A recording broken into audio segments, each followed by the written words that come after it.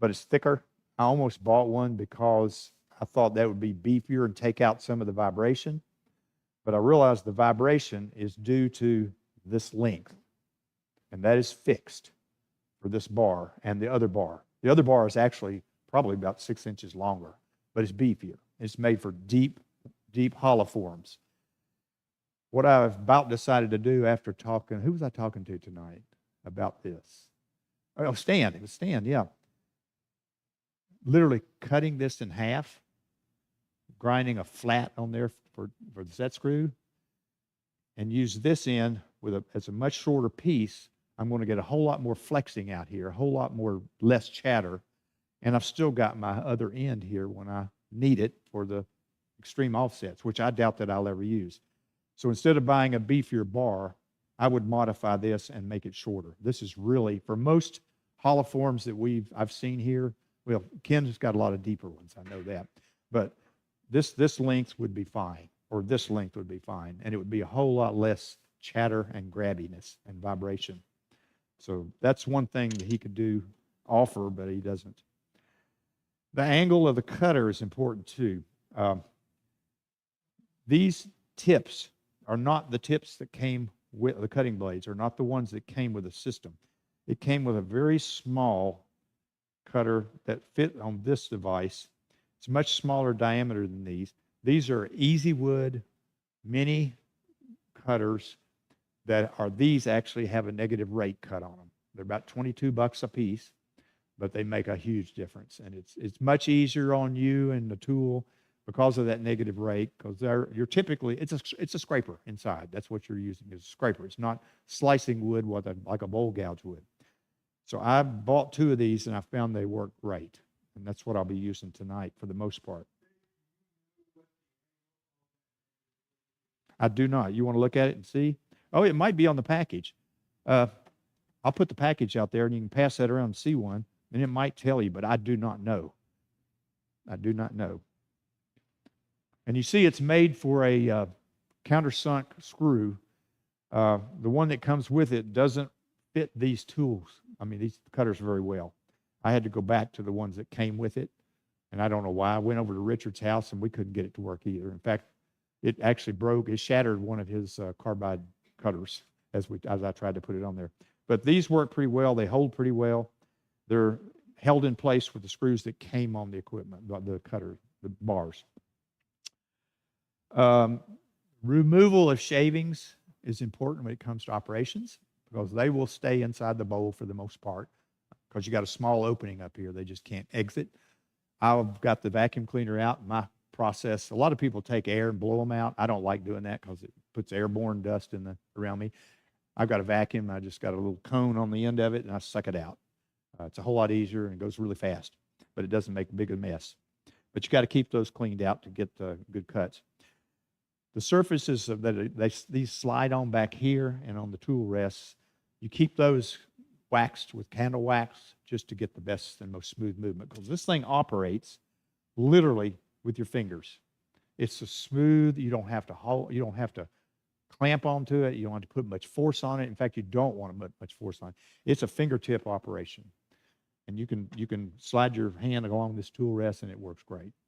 And you'll probably see that, I hope, when I'm working. The speed of the lathe is important. Everybody I saw online said a fast speed is good for this. Once you learn how to use this thing, it's not a hogging out system. It is pulling the chips out little by little by little. You're nibbling away at the inside, and it's pretty effective. But I turn typically around 1,200 RPM. That's kind of a ballpark. If you go too slow, it's too grabby. If you go too fast, the risk goes up. You do get a catch, it's worse. But they tell you the faster speed is better. Those 2 bowls I passed around were cut on a fairly fast speed. So you can tell it does a really nice surface. The outside of your vessel has to be finished completely. I don't mean sanded and finished, but it needs to be shaped to your finished shape, because you don't go back to that once you've finished hollowing. You can't go back and reshape it. What you want is a good wood thickness left over, and the laser is the thing that helps you leave a uniform 1/4 inch or 3/8 of an inch bowl thickness. And you can pick your poison there. I typically go with a 1/4 inch. It's got a little heft to it. It's a little heavier, but it's safer for me. I'm afraid to go too much thinner because if you don't have your laser set right, when you're cutting, you'll be cutting on an edge that is not aligned with the laser. So it gets thinner and you don't know it's happening. So it's easy to cut through the bowl if you don't leave enough material there. I've got 3 rings on this just for the sake of discussion. One of the last videos I watched before tonight was suggesting that you cut, once you get it shaped, I suggest cutting it, sectioning it off into quarters. So you're working with a fourth, a fourth, a fourth, a fourth in succession. You're leaving the most wood at the bottom, and you're thinning it down from the top down.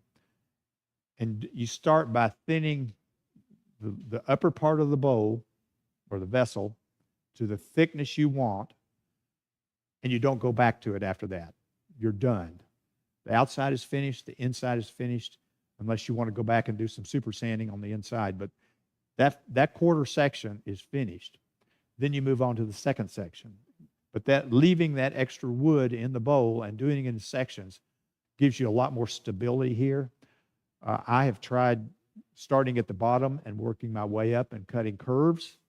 Not the way to do it, because the bowl starts getting thinner and thinner, and it starts chattering and moving, which is not good. You want uniform stability and thickness, and you want to keep it beefy at the bottom until the last bit. When you finish a section or 2 sections, they suggest, and it's a good idea to go back and with your laser, get your thickness setting, make one final gentle cleaning cut. And that's what I did on those bowls. You make one last curve. You're not taking out shavings, you're taking out dust. But it's just smoothing the last little bit down to take out any ridges you've left, any unevenness. But you can feel it as you pull the blade across it. You can actually feel those ridges when you come across them, and it'll just smooth them right on out. Chatter, you're going to get chatter depending on wet wood versus dry wood. Dry wood gives you a lot more chatter. It's harder to work with. That's about all I've got. This is probably as green as I've got. It's not green, but we're going to give it a try tonight. The weak link on the system, in my opinion, this thing at the top is pretty flexible. You can see it bounces, and if you got a lot of vibration, that laser's moving on you, and you're kind of having to guess where it is. But they could have beefed this up a little bit, I think, and it'd been a lot better design, because there's nothing gained by light.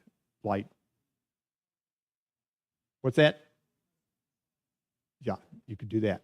And you got to make it the same length as your boring bar.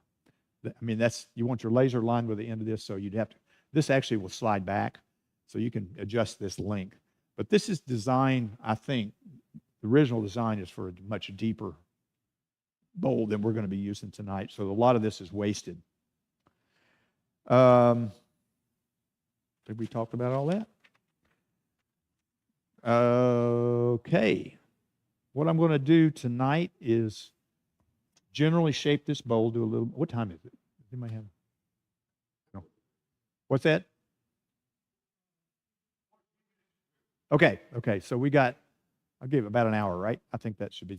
I'm just going to do a very, very simple, basic bowl shape just to do the effect and show you how it works. I may not even finish, but we will see how that goes. Then I'll put everything together, and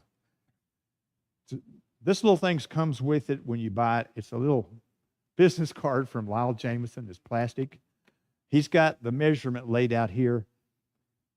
They tell you to make these yourself for a 3/8 of an inch, 1/4 inch, 1/2 inch, whatever thickness, wall thicknesses you want. This arrow points in the direction of your cut, or the direction that you want to be aligned with. And that crosshair, let me do it this way. Can you see the crosshair? That little crosshair, where they intersect, is exactly where you align your laser. And you see the arrow? That's going to change as you go through different parts of your bowl. This is the rim you're undercutting, and it's the direction of your cut. It's perpendicular to the underside of the rim as you move around the bowl. Let's just do it here. Can you get over here? Can you see this? Okay. Undercutting it right here, this would be the angle of your cutter blade. This is the part of the direction your cutter blade would be aligned. So your laser is aligned right there at the intersection of those two lines. As you go around the bowl, the perpendicular is where the cutter is contacting the wood. This arrow is where the wood is being contacted. That changes as you go all the way around the bowl. And so you're going to have to adjust your laser. That little intersect point changes as you go around the bowl. So that's an important, that little piece of paper and that little piece of plastic is important to have. I made my own with business cards. This came when I ordered a new laser recently, and this came with it. So it's about 1/4 inch, and that's what we're going to use tonight. But tonight we're just going to, I took the liberty of going ahead and putting a tenon on and boring it out. You start with a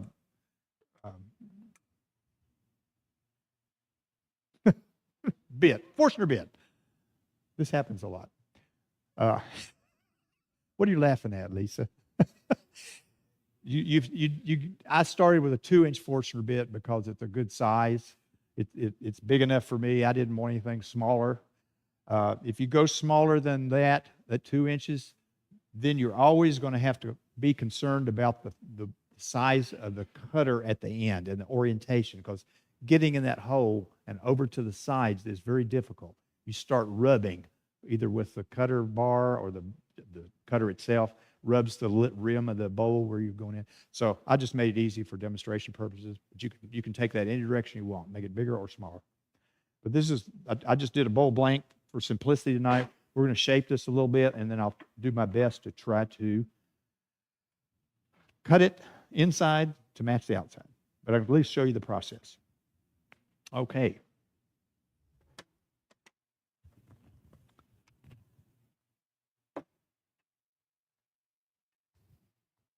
You all,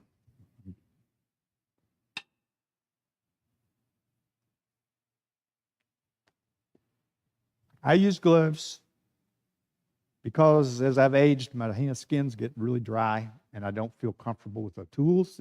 I feel like they're going to slip in my hand.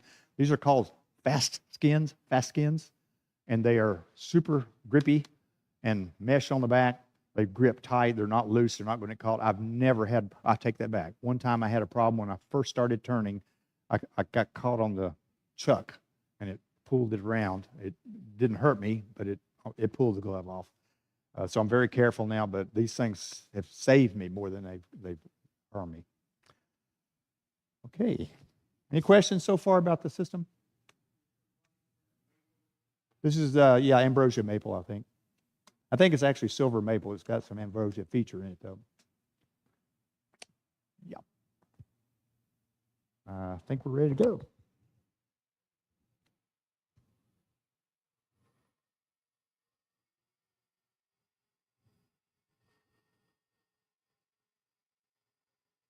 I'm going to start about 850. Just it's good speed for me.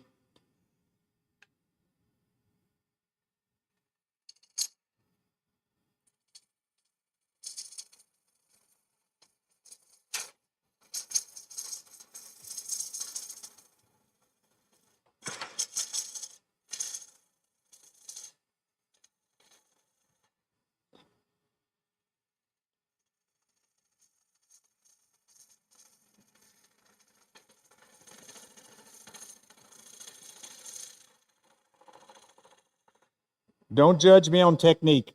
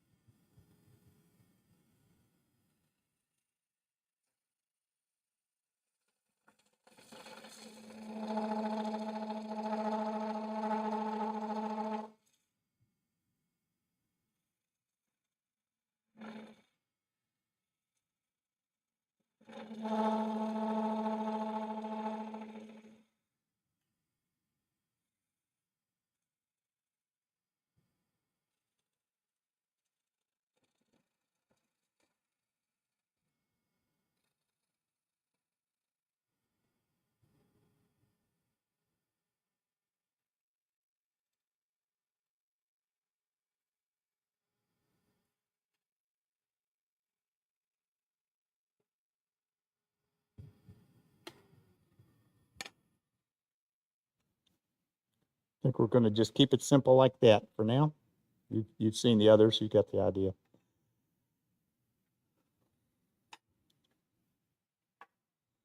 I'm going to hollow out a little bit here, not much, with the.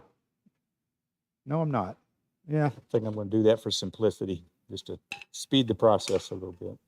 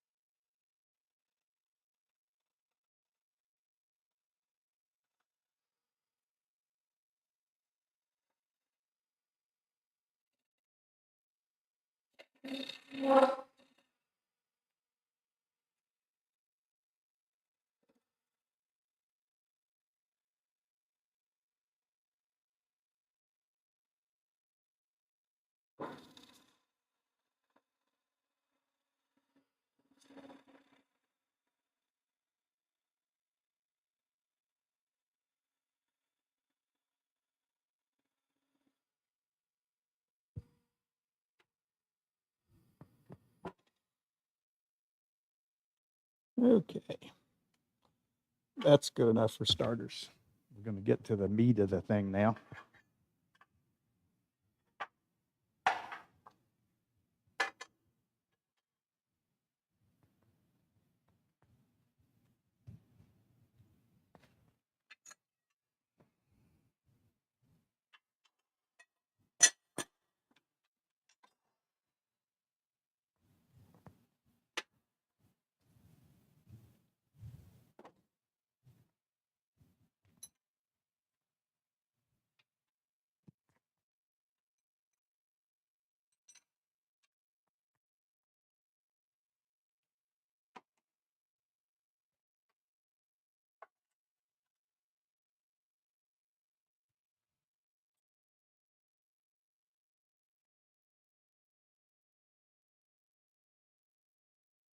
I first thought that I would rather have this where it would rotate. I could just move it around like I wanted to. No, not a good idea.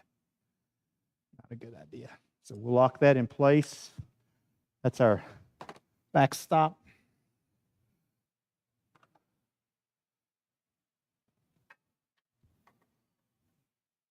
Ooh, I'm going to go way back.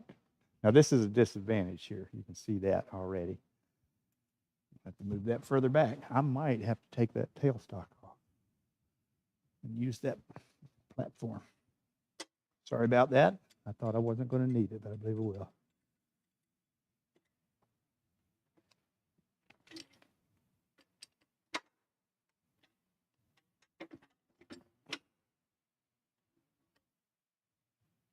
Does that come off? Does anybody know? Looks like it should. Does anyone know if that comes off?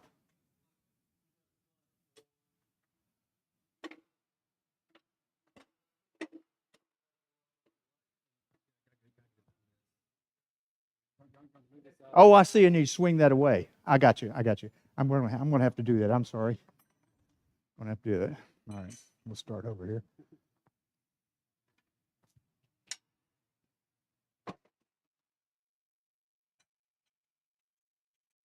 This is where everybody runs out and grabs a beer, goes to the bathroom, then comes back, just in time for us to get started. I'm going to need to pull that right back up. Let's get this guy off. You got it? Thank you.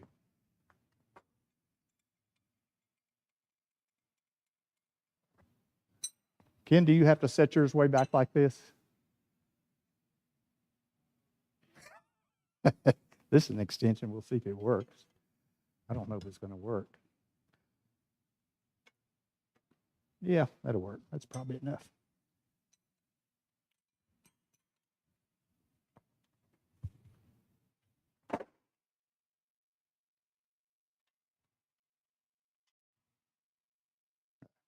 Good. Never forget your D-ring. Your clamp clip. Okay, I am going to use, all right. Just because the tool rest, I came up here the other night and fixed it up and it was level. I had the tool rest up too high here. I may have to. Tailstock's too low. Gotcha.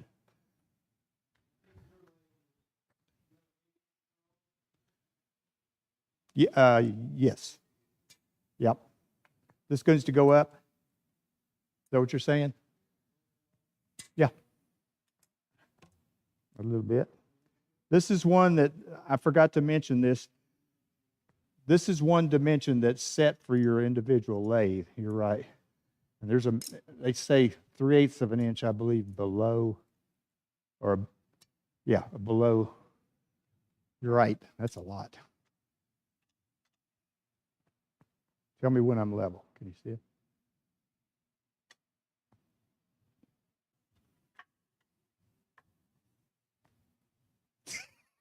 I heard that.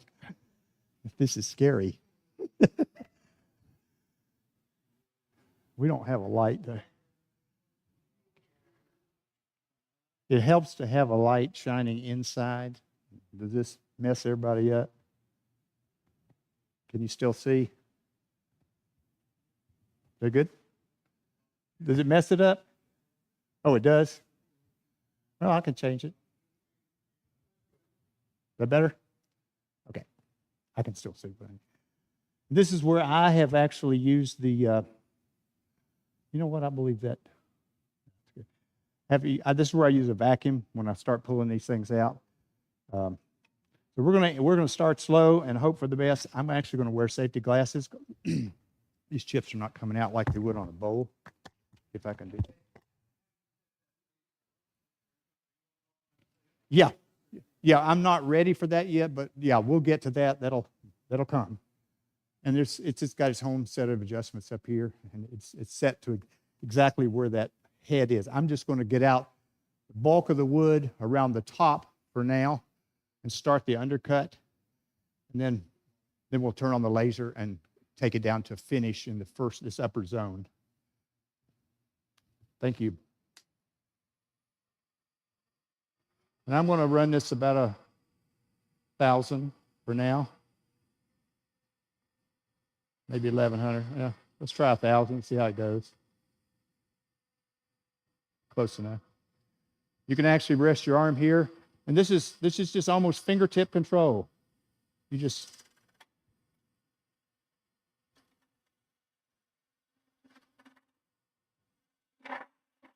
and it does make a lot of noise.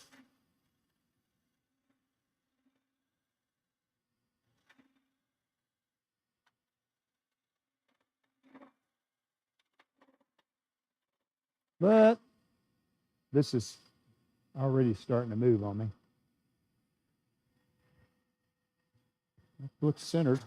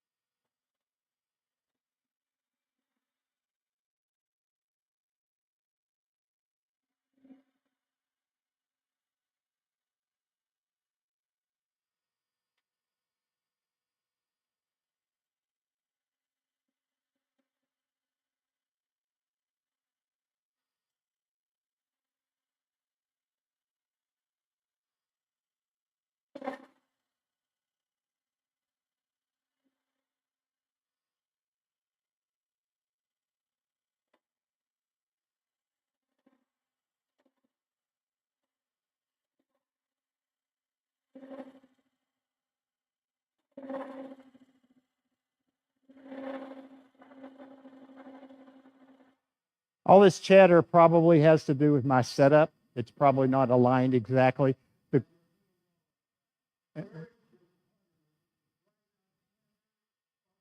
It's supposed to be on center with the bowl. Yeah, the cutter is supposed to be on center. I haven't used this blade that much. You all can help me here if I've got something misaligned. Did you say this is low now? Okay, we can do that. And I think those measurements are critical, and I did not set this one up for this lathe, so therein lies a problem.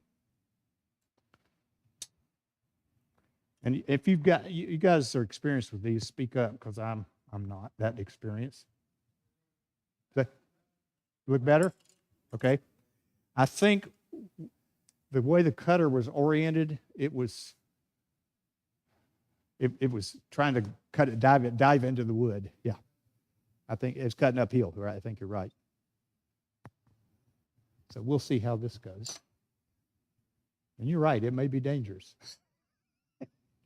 I've got some funky stuff going on that wood too. I can feel it. It might help if I move this up a bit. Shouldn't do this while it's turning, but let's take a little bit more chatter out of it.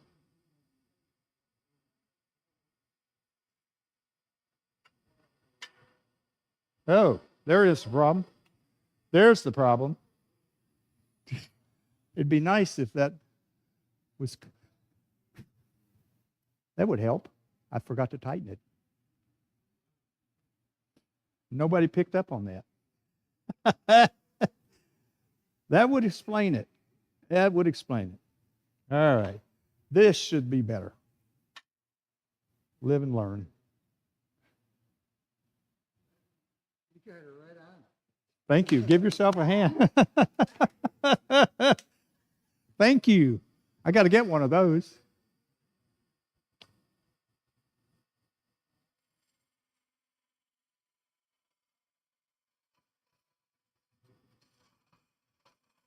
Amazing.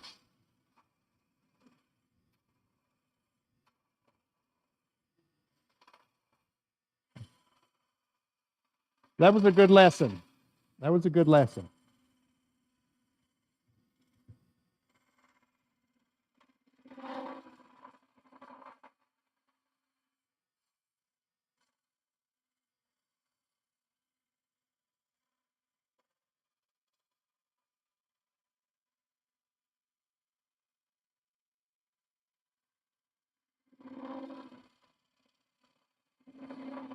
I guess this is as close to hogging the wood out as I would go with these cutters.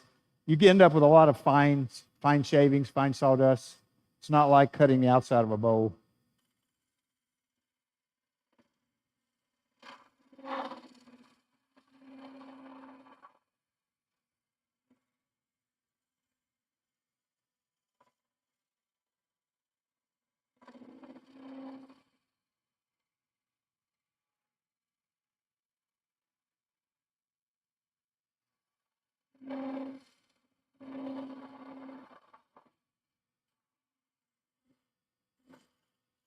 All right, I think I'm going to, for the sake of discussion, switch to that other blade and just show you, see if it makes a difference.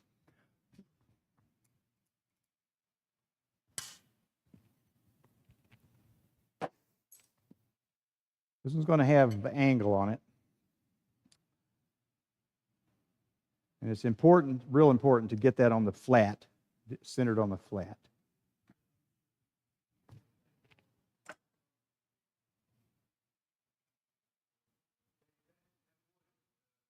Yeah, it's dry. You're right.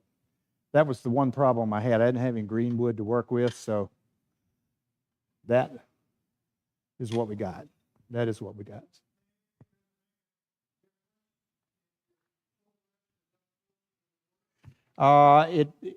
It should take out some of the chatter, I would think. And we can go all the way up a little bit closer probably. We'll see how that works. That's a good, but if getting up close to the top, you can't go too close because it drops off the cutting bar. That's the risk here. In fact, I may be too close now. We'll give that a try and see how that works. Always pull your tool out when you turn the blade motor on.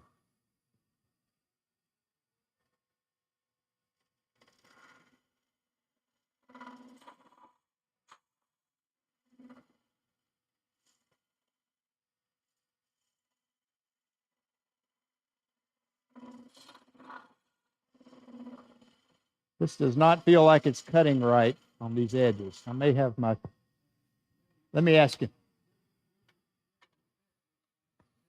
Yep, I think the end of that is too. This bar has probably shifted on me. Yep, that's a good point. I think that's the issue.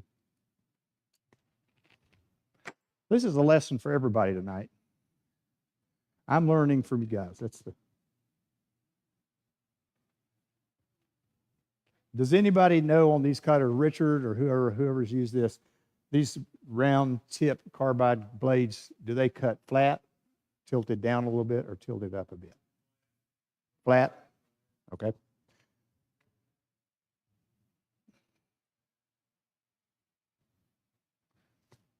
It felt like it wasn't cutting very well on this side of the edges.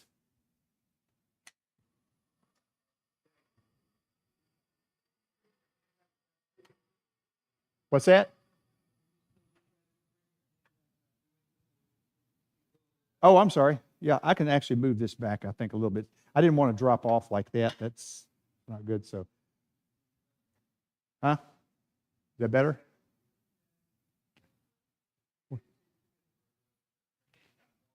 Oh, I see. Okay. Okay. Gotcha. We'll see how this works.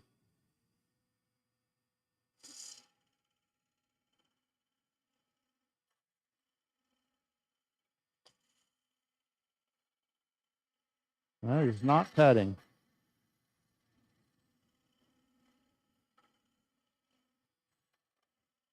It's cutting on the flat surface, but not the side. Suggestions? Like right in there, I'm not cutting it off.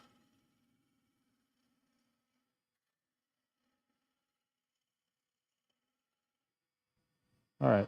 Who's got an idea? Any suggestions on orientation of this blade? Has to be flat. It's just not cutting back. It's not undercutting. Yes, it's not cutting in this section right here at all.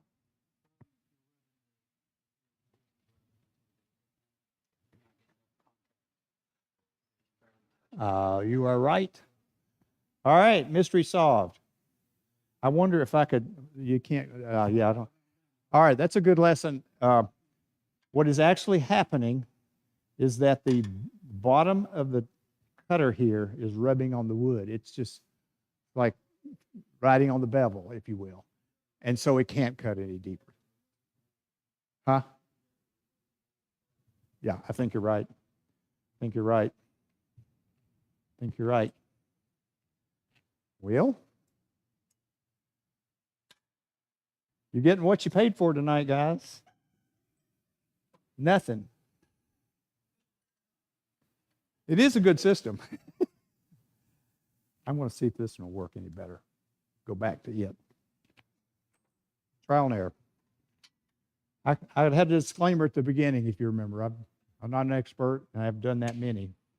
I was hoping it would all come together.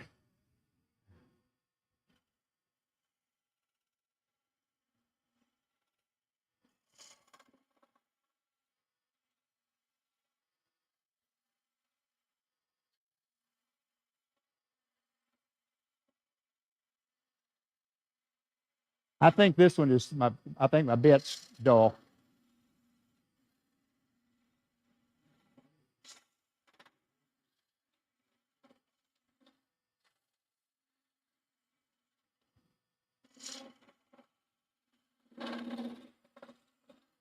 All right.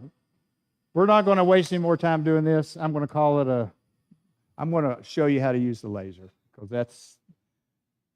let's get, I don't think I'm going to have much success here at the top of this thing. I don't know what the problem is. But you're right, I was rubbing. That was exactly what the problem. wonder if another cutter would do better. Let's try this little guy. This is a straight cutter. It might work better. But I'll show you how to use a laser here while I'm setting this one up.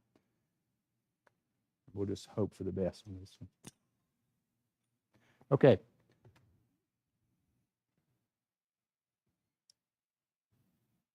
All right, you can see the laser. Can you see it on the bed on my? Okay. When you start,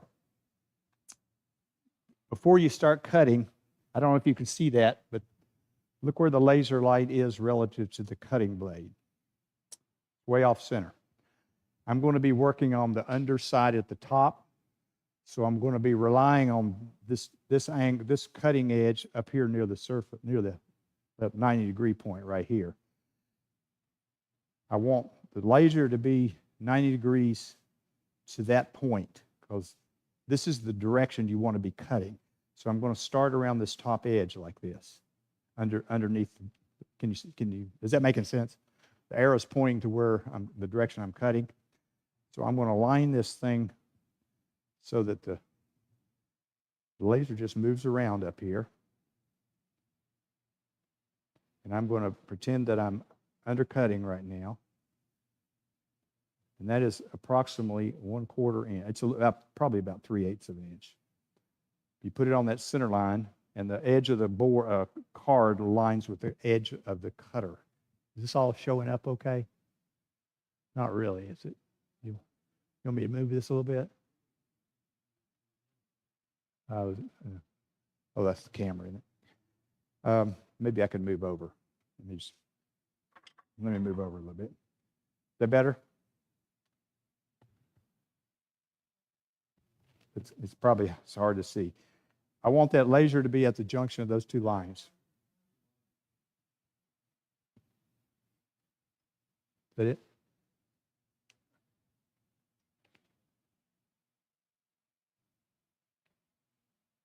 This is the direction of your cut. The edge of the cutter blade that's cutting. As I go around, that's going to change. When I get to the center section of the bowl, cutting angle is over here. So you see where the laser would have lined up.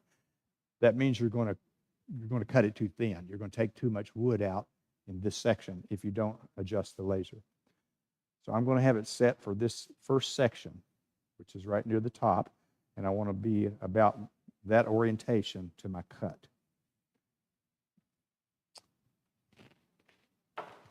I know it's hard to explain. Does this help or hurt? Helps? Okay. I can go either way on that. We'll see if this works a little bit better. Did I tighten it down?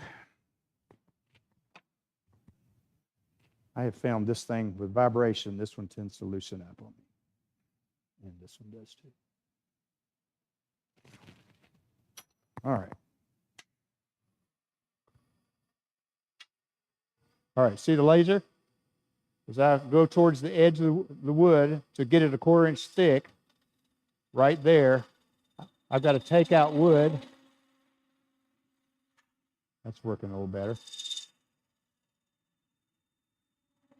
What's going to happen as the wood gets thinner, as the sidewall gets thinner and thinner, that laser is going to tend to move in this direction, the direction of the cut, until it falls off of the wood. And as it falls off the wood, you'll start to elongate first. You know you're close. And then once it falls off the edge, that distance between that laser and the cutter tip is 1/4 inch or 3/8 inch, whatever you've got it set at. This is probably just a bit more than 1/4 inch. So we're going to go with that for now,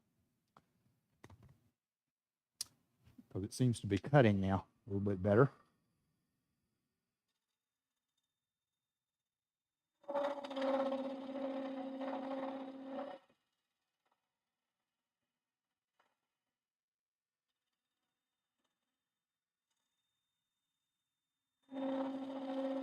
So I got a lot of wood to remove there.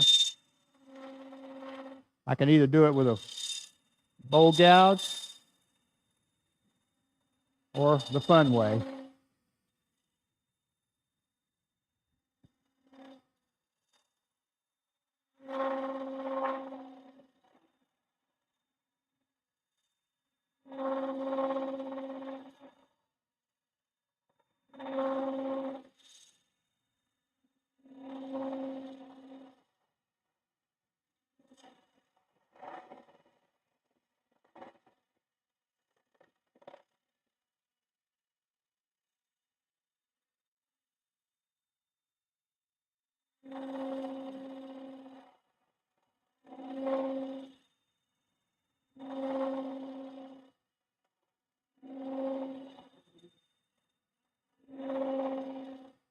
I would argue that you could probably use a bowl gouge if you know what you're doing and get more of the wood out before you start this process. It'd probably save you some time. This is really slow going this way, but it works. And you can start to see the cutter bar right here is starting to get close to the edge of the wood, and it may interfere with going any further to the left. I may have to switch to another cutter, and I don't know that it's going to do any better because it's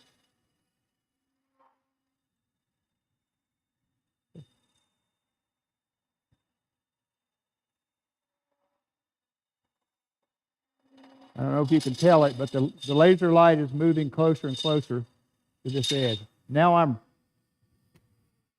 to the point where the straight cutter blade or cutter bar is actually rubbing against the rim of my bowl. So I have to go with one that's angled to undercut that a little bit more.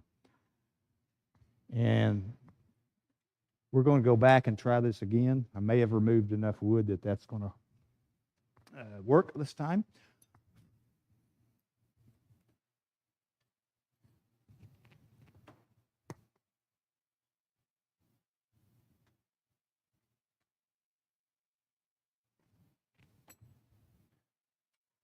Now you can see. I don't know if that's going to do it. Yeah, sure I am. You're sure? You're right. Exactly right. That's exactly right. There we go. Right. Thank you. It's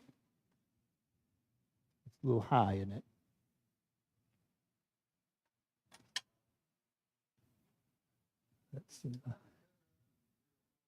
That's what I got. I just did. Yep, just did that. The problem right now, I can still see it, is this needs to be ground a little bit back. It's still not narrow enough on the end. It's interfering with my cut. But we're going to give it a try. See if it works this time. Yeah, it is off. Good point.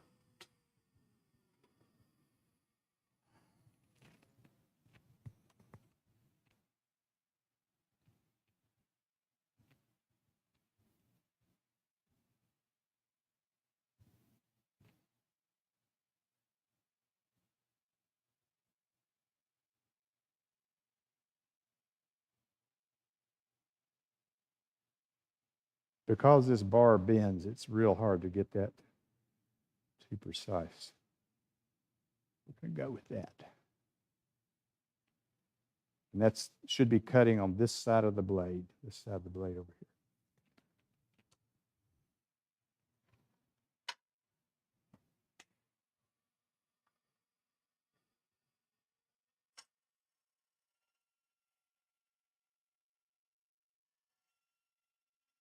I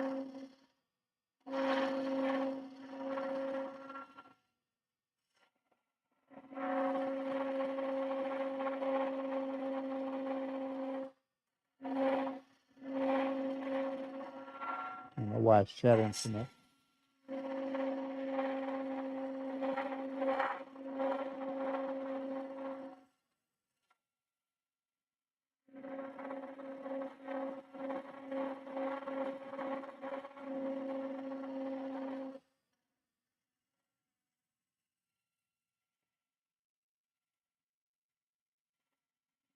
You can see why the alignment is so important.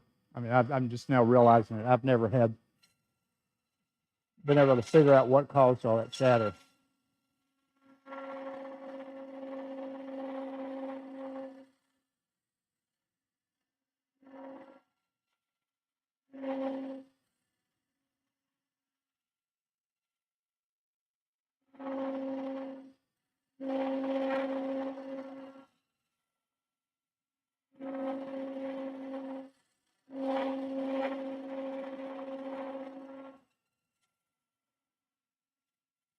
Green wood would be a whole lot more fun to work with.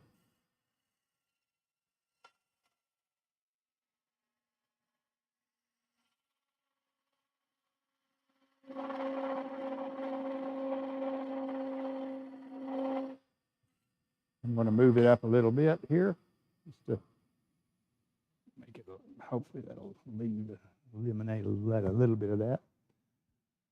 We're getting there slowly.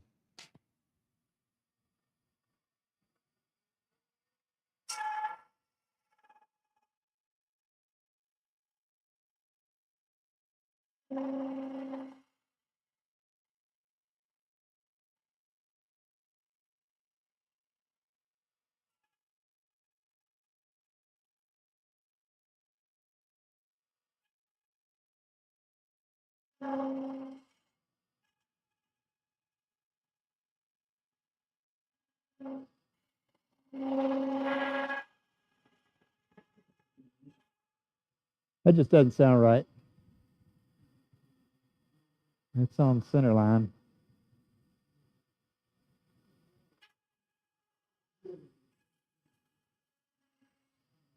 What time is it? 7:27.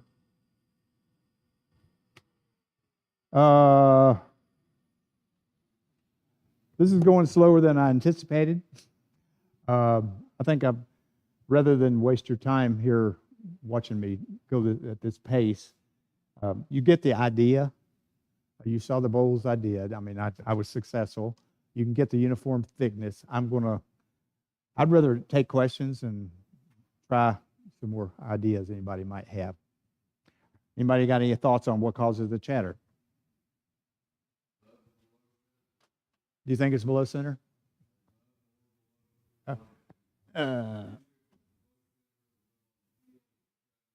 Yeah.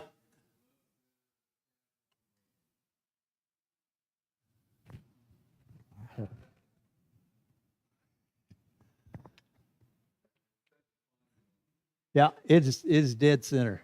Well, no, if anything, it's a 64th of an inch above center. Drop it down, 64th. Well, let's try.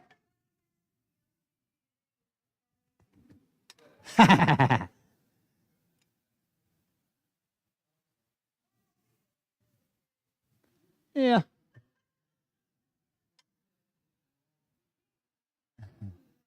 All right, that is closer to center line. We'll see if that makes a difference.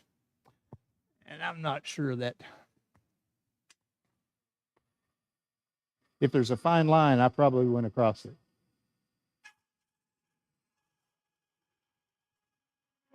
Change the frequency.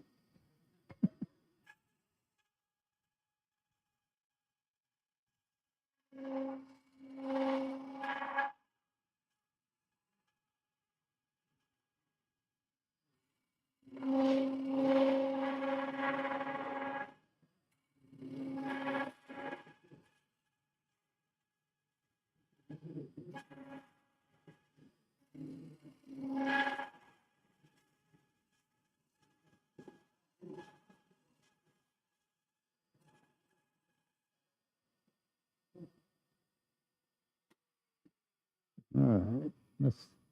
What did I do? I dropped it that time. Let's go down just a hair more.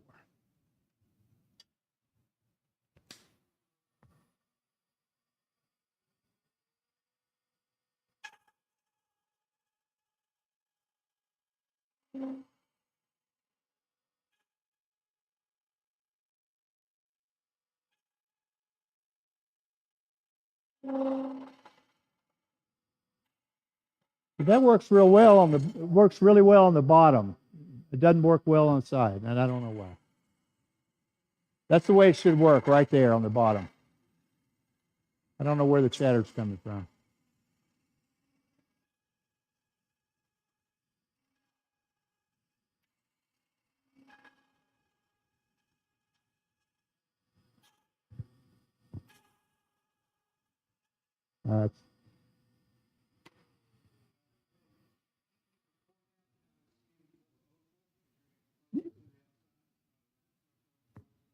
Yep.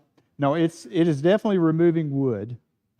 I'm getting the laser's getting closer to the edge, and I don't know why it's chattering like it is. It could be the dryness of the wood too. It could very well be that. It cuts fine across the bottom in this orientation. It's just not doing very well on the sides.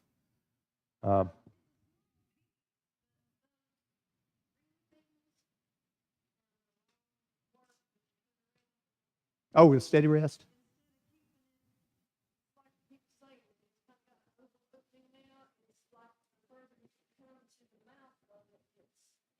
Yeah, that's a good point. I did use a steady rest on the lathe I'm working on. I mean, the urn I'm working on at the house, and that did help keep, because I guess it is moving a little bit. Well, I'm not going to waste your time and any more time tonight. This is not going as fast as it should, but eventually this light will work its way over to the edge on this side. When I go to start cutting further down, I'm going to have to reorient it because my cutter is in a different place. It changes as you go around.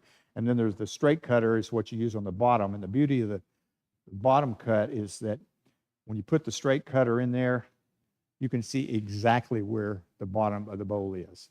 I mean, you can tell precisely without having to either a depth gauge or eyeball it or anything. The light will be dead on. You can orient you set this little guy up this way, and that's the orientation you're cutting, and the laser will come in here right at the very bottom. Right now, that's my bottom, right there, that location. But you can avoid going through the bottom with that little nice feature. I'm going to call it because I'm sorry wasn't able to finish it, but you get the idea. If you got questions, come up and look at it. Give me some thoughts and comments, but thank you all for your input. I appreciate it. Well, we got to give you a hand because nothing flew out of the lathe. The good news is, yay, it stayed put. The good news. Okay. Do you all recall the challenge? First of the year, there was a challenge set for whoever wanted to participate. Don't have to. It's optional. We do our instant gallery. This is in addition to that. So I was asking, and Sam, I almost called you Bean, I'm sorry. But Sam had said that any kind of an offset turning would be a good challenge to bring for the month of June. So from now until our June meeting, think of something that is off-center turning that you can bring, and something like Walt has, so you get to turn another one. So the challenge for June will be to bring an offset turning of some type, a recent one, okay? And next month, John LaChance will be doing our demonstration. So if there's nothing else, we are adjourned.